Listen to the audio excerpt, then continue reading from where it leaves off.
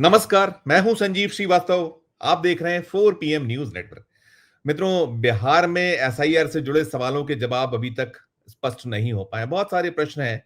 एक बड़ी संख्या में वोट वहां कटे कटे गए। 80 लाख के लगभग जो वोट है कटे हैं और मामला उसको लेकर बहुत गरमाया रहा, बहुत प्रश्न हुए, लेकिन जवाब नहीं आए। और अब बिहार का चुनाव जारी है। 6 नवंबर को पहले चरण का मतदान होगा और उस मतदान प्रक्रिया के ठीक पहले अभी तो चल रहा है जो सिलसिला कहीं प्रचार का। इलेक्शन कमीशन ऑफ इंडिया ने एसआईआर 2 की घोषणा कर दी है। 12 सूबों में अब एसआईआर जो 2 है, आज आधी रात से, जब हम आज रिकॉर्डिंग कर रहे हैं, आज 27 अक्टूबर है, यानी कि आधी रात के बाद 28 अक्टूबर से ये शुरुआत हो जाने वाली है और उसकी पूरा का पूरा program election commission of India ने, ज्ञानेश कुमार जी ने घोषित कर दिया। और वो 4 सूबे हैं जहां 2027 में चुनाव होना है। उसमें चाहे आप पश्चिम बंगाल ले लीजिए, तमिलनाडु, केरल, साथ में पुडुचेरी, लेकिन आसाम को लेकर अभी स्पष्टीकरण नहीं, स्पष्ट नहीं है। कहा जरूर इलेक्शन कमीशन ने कि वहां स्थितियां भिन्न है, लिहाजा उसका प्रोग्राम अलग से घोषित करेंगे। कुल 12 राज्य हैं। तो एसआईआर से जुड़ा जो एक बहुत ऐसा सिलसिला रहा है बिहार में, जिससे मैंने कहा कि प्रश्न बहुत सारे हैं, जवाब आज तक नहीं आए। सुप्रीम कोर्ट पे भी निगाह नजर थी, अब तो चुनाव चल रहा है, प्रक्रिया चल रही है। इसके क्या रिपरकेशंस होने वाले हैं, क्या स्थितियां आगे पैदा होने वाली हैं? क्योंकि जो बीजेपी का सपना है, सपना सबसे बड़ा तो बंगाल है। बंगाल में ये इनके प्रकार चुनाव कैसे जीता जाए, और ये निकलने लगा है। भारतीय जनता पार्टी तो लगातार कह रही है कि यदि ढंग से एसआईआर होगा तो बंगाल में 1 करोड़ के लगभग वोट, जो वोटर हैं, घुसपैठिए और तमाम जो घुसपैठियों का जवाब नहीं आया है बिहार में, ना इलेक्शन कमीशन ऑफ इंडिया ने दिया है और ना ही जवाब कोई बीजेपी या खासकर केंद्रीय गृह मंत्री साहब दे पाए। तो ऐसे में इसके क्या, जो आगे आने वाली राजनीति की जो स्थिति क्या होगी, कैसा एक सिलसिला बनेगा, हम जो देश की बात करते हैं उसके लिए चलेंगे सीधे अभय दुबे सर के पास। जोड़ता हूं, जुड़ गए हमसे अभय दुबे। अभय सर, बहुत बहुत स्वागत करूंगा जी। अभय सर। ये जो अनाउंसमेंट हुआ है आज, जैसा मैंने अपने ओपनिंग रिमार्क में कहा है, तो ये एसआईआर को लेकर पहला नोट आपका क्या होगा? कैसे देखें, कैसे लें, देश को किस तरीके की दिशा दशा, आने वाला जो राजनीतिक दौर है कैसा होगा, सब पर एक शुरुआती नोट आपका अभय सर।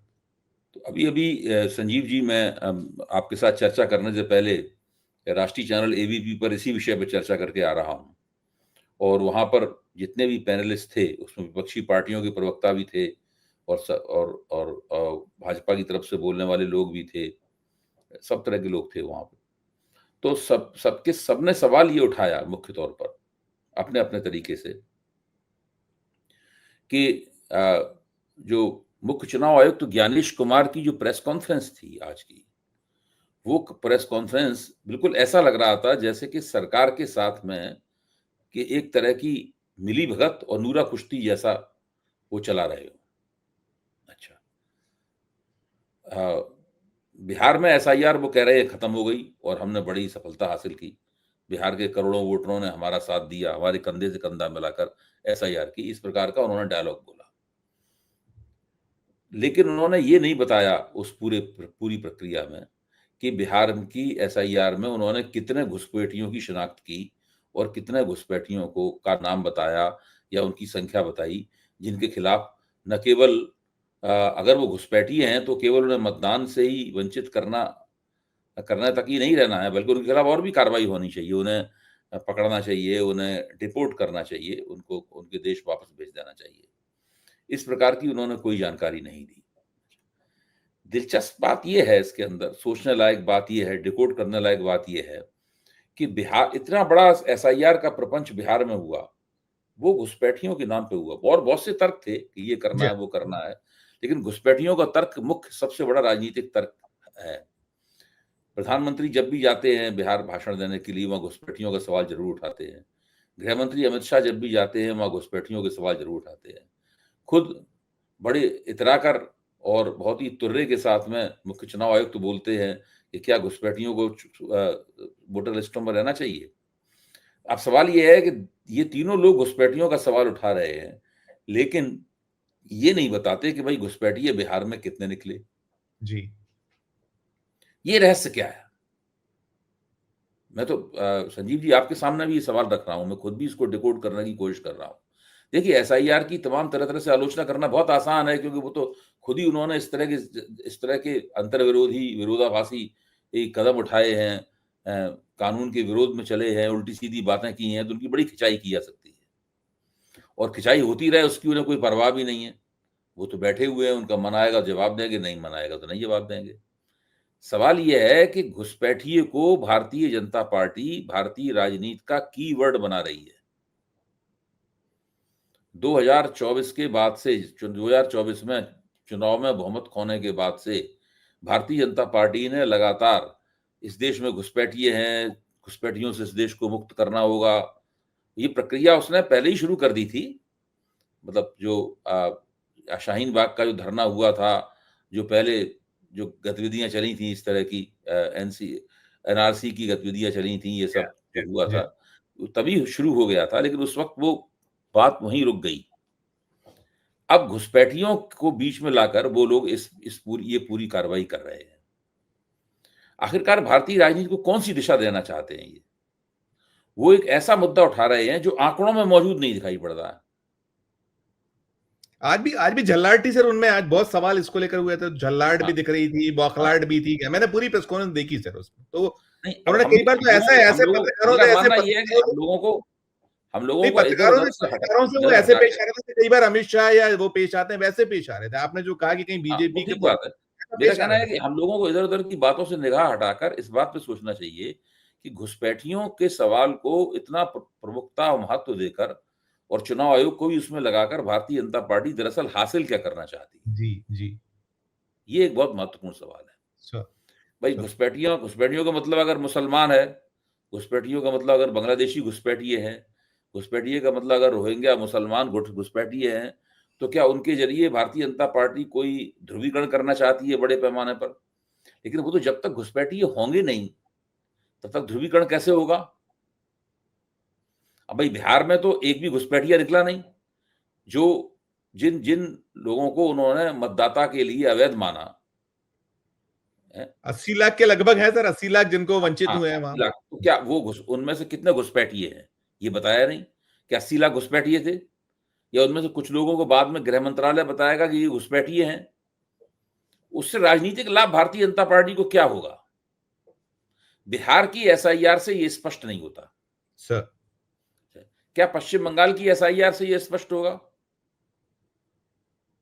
पश्चिम बंगाल में घुसपैठिए बहुत ज्यादा निकालेंगे। अभी तो बहुत सारे बांग्लादेशियों को, बहुत सारे पश्चिम बंगाल वासियों को बांग्लादेशी बनाकर भेज रहे हैं वापस। उसमें कलकत्ता हाई कोर्ट ने भी हस्तक्षेप किया है उसके ऊपर। वहां ये क्यों करेंगे? अच्छा, असम में जहां घुसपैठियों की समस्या वास्तव में है, वहां पर उन्होंने एसआईआर की घोषणा नहीं की, असम को शामिल नहीं किया है दूसरे दौर की एसआईआर में, नहीं किया। हाँ। अच्छा, जबकि वहां स्थिति क्या है? वहां पर जितने उन्होंने घुसपैठिए चिन्हित किए थे असम में एनआरसी के दौरान, उसमें मुसलमान घुसपैठियों की संख्या कम है और हिंदू घुसपैठियों की संख्या उससे बहुत ज्यादा है। इसलिए उन्होंने उस पूरे मसले को तुरंत ठंडे बस्ते में डाल दिया कि हिंदू बहुसंख्यकवादी हैं। तो ये सब जो पूरी प्रक्रिया चल रही है, इसमें बार बार एक चीज मेरे दिमाग में चुभती है, वो ये है कि ये लोग घुसपैठियों का सवाल है, ये लोग बिना सोचे समझे तो कोई काम करते नहीं। हर चीज को शरारत होती है उसके पीछे कोई ना कोई। ये जो घुसपैठिए कर रहे हैं, उससे आखिरकार दरअसल हासिल क्या करना चाहते हैं? आपको क्या लगता है संजीव जी, आप बताइए। नहीं सर, हम इसमें तो सर वो कहीं भी सारा का सारा, अभी मैं यही बात कर रहा था, मैंने शाम को भी जब की थी, लोग यही इसमें फरमा रहे थे। मैंने पश्चिम बंगाल में एक जर्नलिस्ट साथी को जोड़ा था, वो यही कह रहे थे कि क्या बीजेपी कैसे यहाँ 1 करोड़ की बात करती है, और यही सारा था कि बिहार में क्या निकल कर आया, क्या वहां का आउटकम है। और सर देखिए, अभी हम कर्नाटक की बात करें, जो राहुल गांधी सर जो बार बार जो उन्होंने एक अभी कहा है हाइड्रोजन बम फोड़ेंगे, उसके पहले उन्होंने 6 अगस्त को प्रेस कॉन्फ्रेंस की थी, बाकी की तो फिर कलबुर्गी में निकल आया कि 35,000 मुस्लिमों को टारगेट किया गया। तो वो आप जो कह रहे हैं कि सिर्फ और सिर्फ ये इसके आड़ में, जो मैं समझ पाता हूं कि सिर्फ आपको एक वर्ग, जो एक जाति विशेष मुस्लिमों को टारगेट करना, यही कहीं निकला और यही पश्चिम बंगाल में निकल रहा है। और सर इसका जो सबसे ज्यादा विरोध है तमिलनाडु में, तो साफ कह दिया वहां के चीफ मिनिस्टर ने, वहां तो पारित कर दिया विधानसभा में प्रस्ताव। ऐसे ही केरल में जबरदस्त विरोध है, और पश्चिम बंगाल में कहा जा रहा है वहां 2 नवंबर को एक बड़ी रैली वैली होने वाली है। हालांकि एकला चलो में दिखी है, एसआईआर इसलिए कर पाई क्योंकि वहां पे इन्हीं की सरकार थी। यस सर, तो वहां की राज्य सरकार ने सहयोग दिया उसके अंदर। जी, जी, अच्छा, पश्चिम बंगाल में तो ममता बनर्जी ने ऐलान कर दिया है कि हम यहाँ एसआईआर होने नहीं देंगे। जी, जी, अच्छा, जो जो जो मुख्यमंत्री एसआईआर का स्वागत कर रहे हैं, जैसे महाराष्ट्र में देवेंद्र फडणवीस एसआईआर का स्वागत कर रहे हैं, महाराष्ट्र को इस में रखा नहीं इन्होंने। उसमें तर्क भी बहुत अजीब-सा दिया। तर्क ये दिया कि वहाँ पर स्थानीय निकायों के चुनाव होने वाले हैं। स्थानीय निकायों के जी, चुनाव 4 साल से लटके हुए हैं। लटके। अगर स्थानीय निकायों के चुनाव का तर्क है, तो फिर बिहार में क्यों कराई? बिहार में विधानसभा के चुनाव होने वाले थे। फिर हेमंत विश्व शर्मा वहाँ से कह रहे हैं असम से कि उनके यहाँ भी एसआईआर हो, उनका भी स्वागत है, वहाँ भी नहीं करा रहे एसआईआर। तो ये सब चल क्या रहा है? सवाल इस बात का है। ये एक बड़ा सवाल है। सरकार और देखिए बिहार में एसआईआर में घुसपैठिए नहीं निकले। इसके बावजूद भी सब लोग भाजपा की तरफ से मुतवातिर बिना शर्मिंदा हुए या बिना किसी संकोच के घुसपैठिया घुसपैठिया किया जा रहा है। यस, किया जाए। बिल्कुल इस तरह से सारे देश में घुसपैठिए भरे हुए हों। घुसपैठिए इस देश की वोटर लिस्टों में घुसे हुए हैं। घुसपैठियों ने नौकरियां प्राप्त कर ली हैं। घुसपैठियों ने हमारी आबादी के चरित्र को बदल दिया है या बदलने जा रहे हैं। अ, ये पूरा प्रपंच ये फैला रहे हैं चारों तरफ। जी। इसमें से क्या निकलेगा संजीव जी? ये एक बहुत बड़ा सवाल है। बड़ा सवाल है। सर 2004 में आखिरी बार हुआ था, 21 साल बाद का वो दावा कर रहे थे, और देखिए हम जी, लोगों ने जो पहली बार बिहार में हुआ था सर, तो हम लोगों ने लगातार तो जो 2004 में भी जो हुआ था वो स्पेशल इंटेंसिव रिवीजन नहीं था। वो स्पेशल रिवीजन था, वो एसआर था, वो एसआईआर नहीं था। जी, जी, क्योंकि वो मिसचीफ मिसगाइड जो मिसचीफ सर लोक हमने। प्रतिनिधित्व कानून है जो जी, लोक प्रतिनिधित्व कानून है पीपुल्स रिप्रेजेंटेटिव एक्ट है, उसमें एसआईआर का कोई प्रावधान नहीं है। जी, उसमें स्पेशल रिवीजन की चर्चा है, उसमें इंटेंसिव रिवीजन की भी चर्चा है, जी, लेकिन इंटेंसिव स्पेशल रिवीजन की कोई चर्चा नहीं है। ये यस, उन्होंने बिल्कुल नया निकाला है इस बार। जी, जी, जी, जी, जी। नहीं, ये 21 साल का दलील, और इसमें समय की वही है। आप देखिए ना कि ये जो है आज से शुरुआत हो गई, 9 दिसंबर को फर्स्ट ड्राफ्ट आएगा, फिर उसके बाद 9 दिसंबर के आपत्तियां, दावे 8 जनवरी तक वो चलेगा, फिर उसके बाद फिर आप थोड़ा सा मौका सुनवाई का देंगे, और 7 फरवरी को फाइनल वोटर लिस्ट पब्लिश हो जाएगी। देखिए, यही बात हम लोग जब।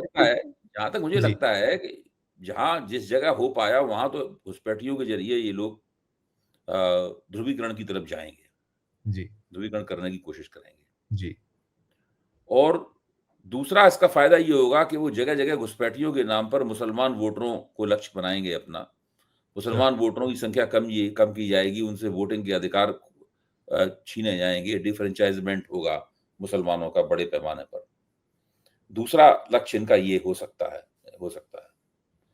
और तीसरा लक्ष्य ये हो सकता है कि दूरगामी दृष्टि से लोकसभा चुनाव तक ये करते-करते ऐसी स्थिति बना देना चाहते हैं कि कहने लगे हैं कि विदेशी ताकतें जो हैं उनकी चुनी हुई सरकार को ओ गड़बड़ाने में लगी हुई हैं, चुनी हुई सरकार को अस्थिर कर रही हैं।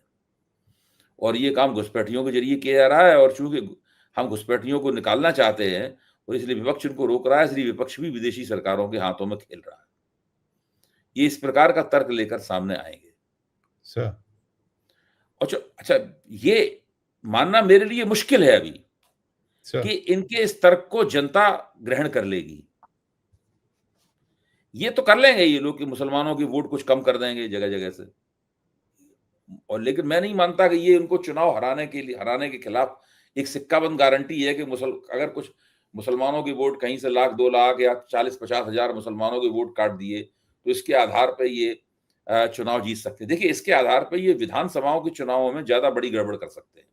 सर, विधानसभा के चुनाव में कॉन्स्टिट्यूएंसीज़ छोटी होती हैं, लेकिन लोकसभा के चुनाव में ये गड़बड़ी ज़्यादा नहीं कर सकते ये। सर। हाँ, तो सर, अब ये 2-3 चीज़ें दिखाई पड़ती हैं कि ये लोग ये करना चाहते हैं। बिल्कुल। और दाल दाल दाल पूरी काली, क्योंकि 12 जो उन्होंने दस्तावेजों में उसमें जिक्र है, वो आधार का आखिरी नंबर पे है, जो चल रहा था, हम आज सुन रहे थे उनको। लेकिन वो उसको लेकर बड़ा गोलमोल से जवाब आते रहे, उनके अपने तर्क रहे, और बड़े ऐसे वो कागज मांगने की बात है 2004 के बाद का, और पिता और माता, और बड़ा गोल गोल, और बहुत अजीब सा था कि आप सिर्फ हम सीधे जाइए डीआरओ के पास, फिर एआरओ के पास, और ऐसा होगा, यहाँ अपील होगी। पिछले में क्या अपील, कहाँ आया कुछ निकल के आउटकम सर? नहीं, नहीं, कुछ नहीं है। देखिए, आप इसमें देखिए एक एक अजीब तरह का माहौल देश में बना हुआ है। जब सुप्रीम कोर्ट के पास ये मसला ले जाया गया, तो सुप्रीम कोर्ट ने कहा कि आप चुनाव आयोग को कुछ सुझाव दिए। उस सुझाव में एक सुझाव ये भी था कि आप voter I card, ration card और आधार कार्ड को अपने पहचान पत्रों की सूची में शामिल कर लीजिए। तो चुनाव आयोग ने ये बात नहीं मानी उनकी, सुप्रीम कोर्ट की नहीं मानी। तो सुप्रीम कोर्ट ने दोबारा उसमें और थोड़ा समय लगाया और सख्ती से ये बात दी। चुनाव आयोग ने फिर कोई बात नहीं मानी। अब सुप्रीम कोर्ट ने फिर और ज्यादा सख्ती दिखाई उसमें, और बिल्कुल बिहार की एसआईआर के आखिरी दौर में जाकर इस बात को वो मानने के लिए तैयार हुआ। यानी सुप्रीम कोर्ट के आदेश को मानने में इतनी देरी हुई, या सुप्रीम कोर्ट ने, मैं मानता हूं कि अपने रवैये के कारण इतनी देरी उसमें होने दी, वरना सुप्रीम कोर्ट पहले ही आदेश में इनको मजबूर कर सकता था कि आप इसको मानिए। साफ कहता अगर आप इसको नहीं मानेंगे तो हम इसके ऊपर रोक लगा देंगे। तो उसका बिहार की एसआईआर में आधार कार्ड की कोई भूमिका बनी नहीं। बिहार की एसआईआर में आधार कार्ड की कोई भूमिका बनी नहीं। तो जिस प्रकार के तर्क ज्ञानेश कुमार जी दे रहे थे अपनी प्रेस कॉन्फ्रेंस में, पत्रकारों के सवालों के जवाब भी ठीक से नहीं दे रहे थे, और जिस तरह की तमाम बातें हो रही थी, उससे क्या लगता है कि बहुत बड़े पैमाने पर एक ऐसी खिचड़ी पक रही है जी। इसमें कितना दाल है, कितना चावल है, कितना नमक है, कितनी हल्दी है, ये अभी हमें ठीक से पता नहीं है। दूसरी बात, अगर भारतीय जनता पार्टी का एजेंडा घुसपैठिया है, नरेंद्र मोदी का एजेंडा अगर घुसपैठिया है, और केंद्र सरकार का एजेंडा अगर घुसपैठिया है, तो वो चुनाव आयोग का एजेंडा क्यों है? सैद्धांतिक दृष्टि से देखा जाए और आदर्श की दृष्टि से देखा जाए और जो सच है उसके लिहाज से देखा जाए, तो चुनाव आयोग भारत सरकार का चुनाव आयोग नहीं है।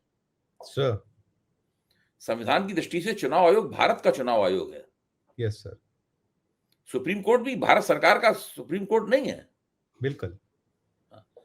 तो सुप्रीम कोर्ट ने जिस तरह से सवाल के ऊपर आचरण किया है कि केवल एक बात सुप्रीम कोर्ट ने कुल मिलाकर इतने दिनों की सुनवाई में चुनाव आयोग से मनवा पाई कि आप आधार कार्ड को उसमें शामिल कर लीजिए। धमकी देता रहा कि हम इसको खारिज कर देंगे अगर गलती पाई गई, लेकिन क्या किया उसने? वो तो परिस्थितियां ऐसी बना दी जिससे वो एक तरह से एसआईआर की प्रक्रिया उससे मजबूती हुई है। तो ऐसी स्थिति में क्या आपको नहीं लगता कि ये एक ऐसी खिचड़ी पक रही है जिसका स्वाद बहुत इस देश के लोकतंत्र के लिए बहुत ही कसैला होने वाला है? Sir, sir, sir. और आखिर में जब निकलेगा इसके अंदर से वो पूरा मामला, जिसके अंदर चुनाव आयोग भी एक पार्टी होगा, गृह मंत्रालय भी एक पार्टी होगा, भारत सरकार भी एक पार्टी होगी, जब ये मसला निकलेगा इसके अंदर से कुछ, तो हम सब लोग चौंक जाएंगे, मुझे ये लगता है। बिल्कुल, कुछ बहुत ही गहरा मामला है।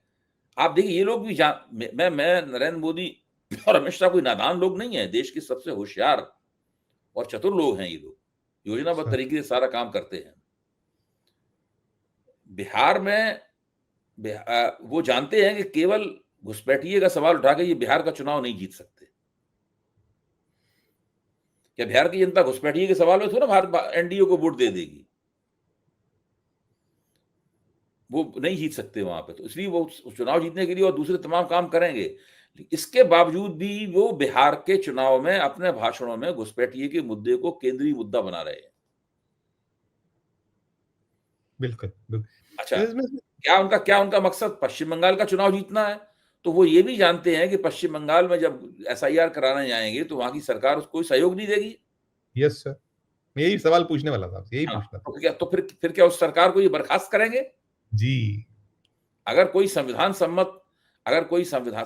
संस्था वहां एक अपने आप को जो उसने मैंडेट दिया है एसआईआर कराने का, जब वो मैंडेट पूरा करने जाएगी और वहां पर राज्य सरकार उसके साथ सहयोग नहीं करेगी, उसका विरोध करेगी, उसे रोकेगी भी, तो वहां पर ऐसी स्थितियां बनेंगी जिससे वो कह सकते हैं कि वहां संवैधानिक व्यवस्था जो है वो गड़बड़ा गई है, नहीं चल रही है, इसलिए सरकार को ज्ञानेश कुमार जी से सवाल हुआ था इस बारे में, बहुत स्पेसिफिकली सवाल, तो उसको उन्होंने यही कहा था, कटिबद्ध है ममता बनर्जी, कटिबद्ध है इसके लिए, और ममता बनर्जी टकराव होगा सर तो मैं यही सवाल होने वाला था, आपने उसका पहले ही जवाब दिया। लेकिन कटिबद्ध है, यदि जनता का वहां विरोध करती तब फिर सरकार को आप यही बर्खास्त करेंगे या वो राष्ट्रपति शासन के अधीन चुनाव, ऐसा कुछ ये मंतव्य दिखता है? जी, नहीं, नहीं, बिल्कुल, कुछ भी कर सकते हैं वहाँ। मेरे ख़्याल से एसआईआर कराने के नाम पर वहाँ पर ममता बनर्जी की सरकार को बर्खास्त करने की पूरी परिस्थिति बन सकती है। सरकार को बर्खास्त करेंगे, वहाँ पर राष्ट्रपति शासन लगाएँगे और राष्ट्रपति शासन के तहत फिर ये विधानसभा चुनाव वहाँ पे कराएँगे। तब पूरी तरीके से विधानसभा चुनाव में कोई भी गड़बड़ करने, कोई भी मैनिपुलेशन करने की इनको पूरी छूट होगी और इनके लिए पूरी गुंजाइश होगी। और सर तमिलनाडु तमिलनाडु में भी ऐसी है, सख्त विरोध है, केरल बिल्कुल, में भी। तमिलनाडु में भी यही होगा। तमिलनाडु में तो स्थिति ये है कि तमिलनाडु में तो भारतीय जनता पार्टी के पास अपना कोई दाँव नहीं है। मतलब भाजपा के पास सारे विधानसभा क्षेत्रों में खड़े करने के लिए उम्मीदवार तक नहीं है वहाँ पर। भाजपा तो वहाँ तमिलनाडु में बहुत छोटी चीज़ है। लेकिन तमिलनाडु में स्टालिन सरकार भी एसआईआर नहीं होने देगी। तो उसके खिलाफ भी इस तरह की कोई योजना इन लोगों के पास होगी इनके दिमाग में। तो मुझे लगता है कि ये लोग लोकसभा चुनाव से पहले काफ़ी घुसपैठिए के सवाल पर और उसके उसके साथ एसआईआर को जोड़कर बहुत बड़े-बड़े राजनीतिक दांव खेलने जा रहे हैं। तो हम इसको हमको सर, अब सर इसमें थोड़ा-सा आप इसको डिकोड करिएगा। ईसीआई, सीईसी का ऐसा भी प्लान हम इसको देख सकते हैं कि बीजेपी को कैसे पश्चिम बंगाल में सत्ता में लाना, क्योंकि ब्लेम तो सीधे खुलेआम है कि वो बी टीम है, बीजेपी के साथ काम कर रही है, उसके एक विंग की तरह काम कर रही है। लंबे ममता दी को रोक पाएंगे ये लोग? बीजेपी की सत्ता बनवा देगी ईसीआई या जो सीईसी साहब का जो नहीं, ये देखिए, न्यू प्लान है, ये ममता बहुप्रतीक्षित बनर्जी प्लान। वहाँ बहुत लोकप्रिय नेता हैं, बहुत शक्तिशाली हैं, तृणमूल कांग्रेस का संगठन सबसे बड़ा है और मुसलमान वोटर बहुत मजबूती के साथ ममता बनर्जी के साथ हैं। मुसलमान वोटरों की संख्या कितनी 35% या उससे कुछ ज़्यादा ही है पश्चिम जी बंगाल के अंदर। और उसपे वो सरकार में रहती हैं, जी हाँ, जी हाँ। इनकम्बेंट गवर्नमेंट की सरकार में रहती हैं, तो वो उनको हराना इनके लिए बहुत मुश्किल हो जाता है। प्लान तो लॉन्च तो कर दिया, ऐसा कह सकते हैं। ईसीआई ने प्लान तो लॉन्च कर दिया, ऐसा तो देख सकते हैं। प्लान हैं? लॉन्च, क्या? प्लान तो हाँ, लॉन्च कर प्लान दिया है। लॉन्च कर दिया है। तो अगर अगर पश्चिम बंगाल में ये एसआईआर करने गए और वहाँ पे तृणमूल के कार्यकर्ताओं ने इनके ऊपर हमले शुरू कर दिए, इनकी पिटाइयाँ शुरू हो गई, जो हो सकती हैं वहाँ पे। ये भी हो सकता है लोग जाएँ वहाँ, लोग वहाँ बम बहुत फोड़े जाते हैं पश्चिम बंगाल में। जी जी कुछ जी भी हो जी। सकता है वहाँ पे। अगर ये सब होना शुरू हुआ, तो ये लोग ममता बनर्जी की सरकार को बर्खास्त कर देंगे। Right, right sir. मैं सर, और बर्खास्त करने के बाद में सारा प्रशासन वहाँ कोई अपना कोई प्यादा या तो अभी मौजूदा राज्यपाल ही प्यादे की भूमिका निभाने लगेंगे या वरना और कोई मजबूत सा प्यादा वहाँ बैठा देंगे, जो जी इनके आदेशों का अक्षरशः पालन करे बहुत और मुफीद हो। फिर उसके बाद चुनाव लड़कर पश्चिम बंगाल की सत्ता पे कब्जा कर लेंगे। ये जी योजना मुझे पहले ये दिखाई पड़ती है मोटे तौर पर। Right sir, right sir. इसमें देखिए दो चीजें बहुत है। इलेक्शन कमीशन की हमने बात कर ली और उसके साथ ही वो भी जोड़िए कि जो राहुल गांधी ने लॉन्च कर रखा है, वोट चोर गद्दी छोड़ है, बिहार में चल रहा था, खूब चला, या फिर उन्होंने एसआईए को लेकर जो किए गए, लेकिन वोट चोर गद्दी छोड़ और उसके बड़े प्रमाणित, जैसे कर्नाटक में फिर निकला है वो जो निकल रहा है, कलबुर्गी से निकल कर फिर आया है कि 35,000 वोट काट दिए। तो ये सब जी। प्लान का हिस्सा है और इलेक्शन कमीशन ऑफ इंडिया वहां रोल प्ले कर रहा है। छोटा सा जवाब इस पे सर आपका कुछ, जो आपकी इसको कैसे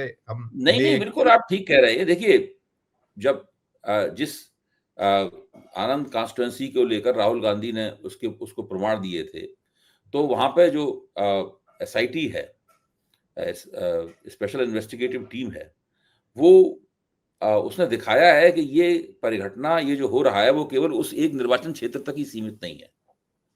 ये और भी कई जगहों पर, चित्रदुर्ग में और कई जगहों पर ये हो रहा है वहाँ पे। जी जी जी और जी। उसके उसने और भी उदाहरण पेश किए हैं। तो बहुत राहुल सारे गांधी के जो आरोप लगाए थे, उनको और ज़्यादा एसआईटी की मजबूती से एसआईटी की रखा। जांच में सारी चीजें प्रमाणित हो रही हैं। हाँ, उन्होंने पहले वाले भी अब ये प्रमाणित लोग हुआ। भाजपा वालों का तर्क ये हो सकता है और शायद वो दे भी रहे होंगे तर्क ये, जी जी। कि ये तो कांग्रेस की सरकार है, वो एसआईटी से अपने मनमाने निर्णय निकलवा रही है। हाँ, तो इसी तरह के आरोप तो भाजपा भी लगा सकते हैं। सब कुछ तो भाजपा ने कब्जा कर रखा है। जी जाँच एजेंसियों को अपने तरीके से वो इस्तेमाल करती है। जी तो ये सारी की सारी प्रक्रिया चल रही है और मैं आपकी इस बात से काफ़ी कुछ सहमत महसूस करता हूँ कि ये पश्चिम बंगाल को किस तरीके से कैप्चर किया जाए, तमिलनाडु में द्रमुक का जो प्रभुत्व है, उस प्रभुत्व को कैसे तोड़ा जाए, ये काम ये लोकसभा चुनाव से पहले कर देना चाहते हैं।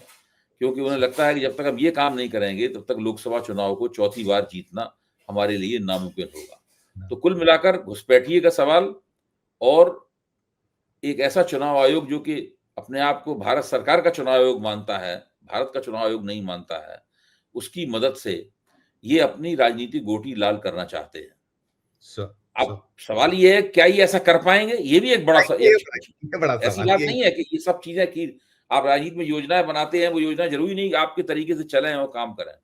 Yes sir. तो वो प्रयोग बिहार में उन्होंने किया। बिहार के चुनाव से पता चलेगा कि जो एसआईआर का प्रयोग है, ये इनके काम किस हद तक आ सकता है। आ सकता है बिल्कुल। क्योंकि क्या एसआईआर के जरिए आप अपनी सरकार के खिलाफ कोई बड़ी तगड़ी एंटी इनकम्बेंसी है उसको बंद कर सकते हैं, पलट सकते हैं एसआईआर के जरिए? ये भी एक सवाल है। तो ये सारे सवाल हैं। जी जी। मैं एक सवाल बिहार पे भी करूंगा सर। बिहार की आपने बात की, बिहार में ये था कि एनडीए के सारे दांव फेल हो रहे हैं, हम लोग लगातार देख रहे हैं, पा रहे हैं, नजर आ रहा है, और इंडिया ब्लॉक जो प्ले अप कर रहा था। लेकिन एक बड़ा सवाल उठ रहा था कि राहुल गांधी आखिर है कहाँ? अब 6 दिन बचे हैं इस पहले दौर के जो प्रचार में, 48 घंटे पहले प्रचार थमता है तो उसके अकॉर्डिंग, लेकिन निकल आया कि अब 29 तारीख को कुछ संयुक्त रैली राहुल और तेजस्वी की, और कल वो लोग असल में ये सब बिहार में कोई भी नेता अभी नहीं उतर रहा है। अमित शाह ने दिए हैं भाषण, कुछ मोदी ने भी भाषण दिए हैं, लेकिन लोग छठ खत्म करने की प्रतीक्षा कर रहे हैं। कल छठ का अंतिम दिन है, कल 28 तारीख को छठ खत्म हो जाएगी और उसके बाद मुझे लगता है कि राहुल गांधी प्रियंका गांधी कल पहुंच रही है। हाँ, राहुल और प्रियंका दोनों बिहार के रण में कूदेंगे। और ये बात सही है कि महागठबंधन ने सीटों के बंटवारे में जिस तरह की राजनीतिक कुशलता दिखानी चाहिए थी, नहीं दिखाई जी। उससे इनकी कुछ किरकिरी भी हुई है वहां पर, और उनका जो पूरा एक मोमेंटम प्राप्त किए हुआ था, वो मोमेंटम भी कमजोर हुआ है वहां पर। लेकिन एक अच्छा काम ये हुआ है जो इनके पक्ष में जाता है, वो ये है कि उन्होंने तेजस्वी को मुख्यमंत्री पद का उम्मीदवार घोषित कर दिया। Deputy CM. हाँ, और उसको सहनी को उप मुख्यमंत्री घोषित कर दिया। साथ में 2 उप मुख्यमंत्रियों के बारे में संकेत और दिए। इसमें एक संकेत भी दे दिया है कि एक उप मुख्यमंत्री मुसलमान हो सकता है। जी हाँ। तो इस तरह से करके महागठबंधन ने जो गड़बड़ी की थी, उस गड़बड़ी की भरपाई करने की महागठबंधन ने कोशिश की है। तो ये तो हुआ है वहां पर। लेकिन कुल मिलाकर अभी बिहार में मुझे लगता है संजीव जी कि अभी मामला टक्कर का है। जी। ऊंट की करवट फिलहाल तो कुछ भी हो सकती है, ऐसा दिखता है आज की तारीख। अभी मामला बिहार में टक्कर का है। और हम लोग अभी जल्दी ही 1-2 दिन में और ज्यादा डिकोड करेंगे। बिहार के कुछ पत्रकारों से भी मैं बातचीत करूंगा ताकि पूरी बात और निकल के आए कि वहां पर जमीन पे क्या स्थिति है। Right sir. नहीं है, बहुत है, संघर्ष तो दिख रहा है। और ये लोग सामनाम दंडभेद, वो उससे निपटना भी बड़ा एक है कि सत्ता आपके हाथों में, मशीनरी आपकी फ्री एंड फेयर, कोई स्वतंत्र और निष्पक्ष चुनाव हो नहीं रहा है। वो नहीं हो रहा, और इसलिए बहुत कुछ अभी हम लोग। मैं सर एक अंतरराष्ट्रीय सवाल करना चाहूंगा, आप उसको भी डिकोड करिएगा। मैं अंतिम सवाल होगा मेरा। एक तो आप देखिए कि हम जब ये आसियान वाला जो सम्मेलन हुआ तो प्रधानमंत्री तो वर्चुअली, और उसको लेकर बड़ी खबरें और मोदी मीडिया तो कुछ अपना मोदी मीडिया करता रहा, वो एक मसला, उस पर एक छोटा सा आपका कुछ नोट आया। और दूसरा, जो हमारी नाक में दम किए हैं माननीय श्री जो मोदी जी के बहुत खास दोस्त, माय डियर ट्रम्प फ्रेंड, वो जापान के सम्राट से मिले 6 साल बाद। और फिर इसके अलावा उन्हें उत्तर कोरिया के सुप्रीमो किम जोंग से मुलाकात की सूचनाएं आ रही, कुछ सीएनएन की मैं खबरें देख रहा था। ये सब क्या है सर? अंतरराष्ट्रीय मोर्चे पर इसको कैसे देखें? और राष्ट्रीय स्तर पर जो हमारे साहब नहीं गए आसियान, और मौका था वहां, उसमें आ रहे हैं ट्रम्प साहब भी, रविवार को उन्होंने वर्चुअली, ये इसको भी आप एक अंतिम में मेरे प्रश्न के। मोदी जी की विदेश नीति जो है बहुत अजीब तरीके से आगे बढ़ रही है। मोदी जी की विदेश नीति को इस बात के लिए याद रखा जाएगा कि उन्होंने आसियान संगठन की पूरी तरीके से उपेक्षा की, और वो खुद आसियान संगठन में नहीं गए। जबकि चीन ने जब शंघाई सहयोग संगठन की बैठक बुलाई थी तब वहां पहुंच गए थे। Yes sir. जो कि चीन की पहलकदमी थी। अब आसियान तो भारत की पहलकदमी थी। बिल्कुल। हाँ, उसके अंदर आप भाग नहीं ले रहे हैं। असल में ये शंघाई सहयोग संगठन और क्वाड, जो कि चीन के विरोधी है, इन 2 नावों में पैर रख के सफर करना चाहते हैं। चीन की नाव में भी पैर रखना चाहते हैं, और पश्चिमी शक्तियों ने जो क्वाड बनाया चीन विरोधी संगठन, उसमें ही नाव में सफर करना चाहते हैं। इनकी अपनी जो पहलकदमी थी आसियान, उसको इन्होंने एक तरह से देखा जाए तो ठंडे बस्ते में डाल दिया। अब भारत का प्रधानमंत्री अगर आसियान की बैठक को ऑनलाइन संबोधित करता है और वहां नहीं जाता, तो वो सिर्फ एक अखबारी खबर बन के रह जाती है। लेकिन आसियान संगठन को जो महत्व मिलना चाहिए, जिस तरह भारत को उसमें भागीदारी करनी चाहिए थी, वो उसमें वो नहीं होता, उसमें दिखाई नहीं पड़ता। अमेरिका भी दुतरफी चाल चल रहा है। अब रूबियो जो आते कहते हैं कि नहीं, हम पाकिस्तान से संबंध जो है भारत की कीमत पे नहीं बनाएंगे, हम भारत का महत्व समझते हैं, भारत हमारा महत्व समझता है, हम दोनों की दोस्ती का महत्व समझता है। एक तरफ तो ये बात कह रहे हैं, दूसरी तरफ ट्रंप जिस वक्त वो बात कह रहे होते, उसी वक्त ट्रंप मुनीर की भी, फील्ड मार्शल मुनीर की प्रशंसा कर रहे होते। जी जी, बिल्कुल बिल्कुल बिल्कुल। तो ये सब अमेरिका भी दुतरफी चाल चल रहा है। मुझे लगता है कि विदेश नीति के सवाल पर मोदी जी ने पूरी तरीके से गलतियां कर करके पहलकदमी खो दी है, और अब उनकी समझ में भी नहीं आ रहा है कि इसको पटरी पे दोबारा कैसे लाएं। ट्रंप ने जितना नुकसान अकेले ट्रंप ने नरेंद्र मोदी किया है, उतना और किसी व्यक्ति ने नहीं किया। मोदी की साख गिर गई और मोदी की दृढ़ता बिल्कुल में पलीता लग गया। जो जिस तरह का प्रचार किया विश्व गुरु विश्व गुरु बड़ा हवा सारी बातें बिल्कुल एकदम बेकार और फर्जी साबित हुई। मोदी जी बड़े शक्तिशाली हैं, जंग में कहता हूं उनके घुटने भी शक्तिशाली हैं, और जो अपने शक्तिशाली घुटनों को ट्रंप के सामने टिकाते हैं, तो उससे राजनीति पे क्या असर पड़ता है, ये देखने की बात है। बहुत सुंदर है बात। बिल्कुल सर, बहुत आपका धन्यवाद ज्ञापित करेंगे, आप जो हमें ये दर्शकों तक हमारे डिकोड करते हैं चीजों को, और आपने एसआईआर को लेकर बिल्कुल स्पष्ट कर दिया कि ये बिहार से जो निकलेगा वो बहुत कुछ दशा दिशा बताएगा, लेकिन कुल मिलाकर जो कोशिश है कि इलेक्शन कमीशन ऑफ इंडिया के जरिए कुछ सूबे जो नहीं आपके हाथों में हथियाने की, तो इतना आसान भी नहीं है वो सर। बहुत शुक्रिया करूंगा सर आपसे, बहुत शुक्रिया, बहुत धन्यवाद, आभार। आप सुन रहे थे अभय दुबे सर को। अभय दुबे सर ने सारा कुछ डिकोड किया। एसआईआर जो पार्ट 2 आया है, सीरियल है ये तो एक तरीके से इलेक्शन कमीशन इंडिया का। आपकी अपनी क्या राय है, आपकी अपनी क्या टिप्पणी, इस वीडियो के कमेंट बॉक्स में अपनी राय जरूर प्रकट कीजिएगा, और हमारी चर्चा अच्छी लगी हो तो चैनल को लाइक कीजिएगा, सब्सक्राइब कीजिएगा, ज्वाइन का बटन दबाइएगा तो हमारी हौसला अफजाई होगी। प्यार और स्नेह रखिए और देखते रहिए 4 PM न्यूज नेटवर्क। धन्यवाद, नमस्कार।